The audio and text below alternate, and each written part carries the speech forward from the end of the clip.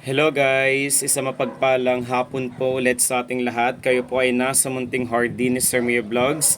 Sumaatin po ang kasaganahan, ang kaswertihan na dulot ng taon na ito. And for today's update and for today's video ay mag-ripat po tayo ng isa sa mga considered money maker, money magnet, lucky house plant, Vastu at Fungsi house plant. Ito po yung isang cultivar variety kind ng Sansevieria or snake plant.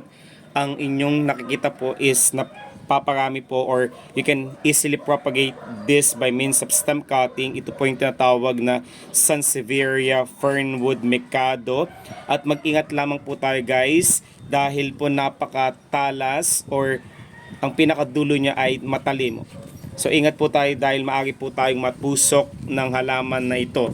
Bakit nga ba ako nag-propagate? Isa rin po sa mga dahilan kung bakit patuloy ako sa pagpaparami dahil napaka-responsible, napaka-epektibo neto sa pagtatanggal ng mga hindi ka nais-nais na elemento sa hangin. Considered po siya as air filtering at air purifying plants.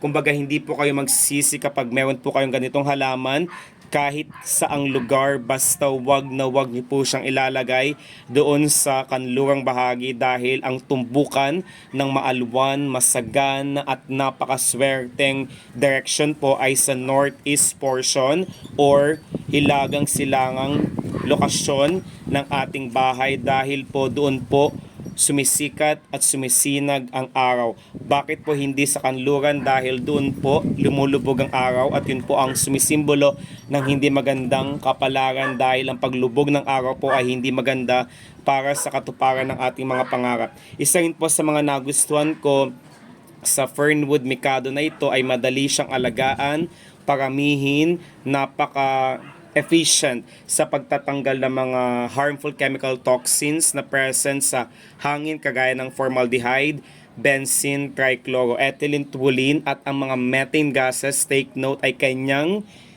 inaabsorb at talagang kino-convert ang mga not so healthy vibrations, negative chi, yung mga palipad hangin, kulam ay kanyang tinatanggal at para maging maalwan, maganda at positibo ang daloy ng mga biyaya sa ating bahay, wag na wag po kayo magpapawala neto sa harapan na pintuan ng inyong main door or main door ng inyong bahay para doon pa lamang po ito ang magsilbing protection at shield sa mga taong gustong gumawa ng hindi maganda sa ating buhay, negosyo at sa ating pamilya.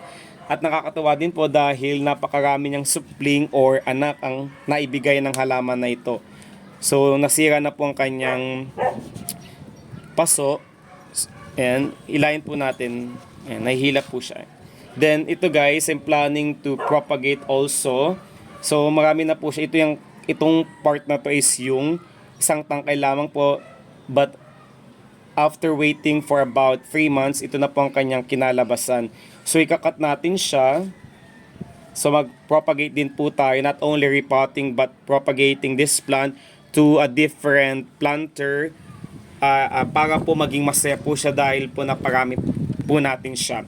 At may pagbibigyan din po ako ng halaman na ito kapag nagbigay po tayo ng halaman na regalo sa ating mga kapatid, nanay, tatay, kaibigan, katrabaho or kahit na sino yan ay napakaswerte po. Hindi po talaga mapuputol ang sikulo ng mga biyaya sa ating buhay kapag bukal po sa ating puso ang pagbabahagi at pagbibigay ng halaman na ito. Ang mga halaman po ay napakaswerte kapag ibabahagi po natin siya sa ating malalapit, sa ating puso or kahit na sino paman yan. So, kailangan po natin ng scissors para po makat po natin ang part na ito. Not only repotting ang gagawin po natin but also propagating dahil napakarami na po niyang tubo sa kanyang palibot na stem cutting po. Ito siya guys. So, di ba napakaganda po? Ayan. So, inaantay ko lamang po yung binili ko sa Shopee or Lazada. Yung 6 na paso ang binili ko. Kumbaga, inaantay ko lamang po iyon. So, dito guys, kung kaya naman po natin siyang haltakin, might as well na gawin po natin iyon. So ayan guys, ikat na po natin ito sa portion na ito. Ayan. Kita nyo po ba? Ikakat natin siya dito. Ayan. Ayan. Ito, ayan, hilayin natin. Ayan. So may ugat na po ito. Ayan. Kita nyo po, ito po yung aking first na i-propagate. Itatabi po natin ito. Then sa parting ito guys, marami na po siyang mga anak or supling. Hindi ko muna siya ikakat, so hayaan ko siyang tumubo ng matangkad ng masagana bago ko po siya i-cut po ulit. So kunin na po natin yung ating planter, lalagyan po natin ito ng lupa. Ayan. Bago po natin siya ilalagay ng ganito. Nakikita niyo po ba? Medyo madilim na po ata. Then lagyan po natin siya ng lupa. Ang gagamitin ko pong lupa dito is fast draining and absorbing po. Wag po tayong gagamit ng lupa na hindi fast draining and absorbing dahil prone po yun sa water stagnant. At kapag namatayan po tayo ng mga lucky house plants ay hindi po yun maganda. Hindi po mabuti yun para sa ating buhay. Dahil po, ibig sabihin po hindi po natin siya naalagaan mabuti. Kung kaya ang mga halaman po na considered money maker, money magnet ay wag niyo po silang papabayaan dahil kapag napabayaan niyo po sila ay magtatampo ang mga halaman na yon at pwede rin pong magkaroon ng matagalang pagtanggap ng mga biyaya sa ating buhay kapag nangyari ang bagay na iyon. So, I'm checking. So, I see to it that every week po is naglalaan ako ng sapat na panahon oras para po ma-check ang status ng kanyang lupa, ng tubig, yung planter po, at pinuprune ko din po sila. Pruning also is one of the best ways para po maging malago, masagana at makapagbigay ng maraming anak, supling ang ating halaman na ito. So, ilalagay ko ito doon sa main door ng aming bahay para po ito pa magsilbing protection para sa aming buhay at pamilya. Then didiligan po natin ito. Ang tubig po na ipandidilig ko dito is yung tubig na galing sa kalikasan, gaya ng tubig ulan, tubig bukal. Kung wala naman po, since ang tubig po sa Metro Manila is nawasan na napakayaman sa chlorine content, bago natin gamitin iyon is we let that water in the pail sa balde po.